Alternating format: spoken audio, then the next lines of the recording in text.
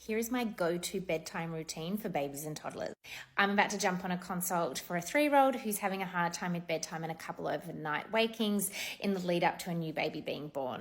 And I find that the bedtime routine, particularly for babies that are having struggles with separation anxiety, really needs to start from dinner time.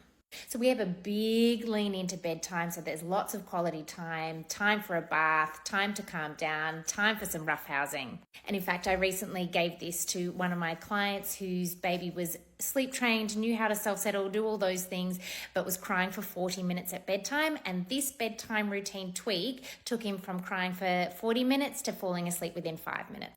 This is based off a 7 p.m. bedtime, but you can just reverse engineer it depending on your baby or toddler's bedtime. We're going to have 5 p.m. dinner solids, ideally as a family up at the table. 5:30 p.m. bath. I like to do that next because a lot of babies get overstimulated from the bath, and if it's too close to bedtime, then everyone's a bit jazzy.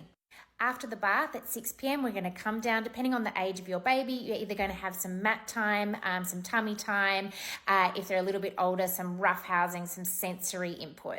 This is usually where dads come into play. But essentially get those wriggles out. At 6:30, if your baby's still having a milk feed, you're going to do your final milk feed. And if they're likely to fall asleep on the bottle and you're trying to move away from feeding to sleep, do it out on the lounge where there's extra distractions. At 6:45, into the dark room, white noise on, sleeping bag on, maybe have a story, some songs, some deep squeezes for some sensory input. And then 7 p.m. into bed with your sleepy phrase off to self-settle. Or if you're assisting them, that's when you'd start assisting your baby off to sleep.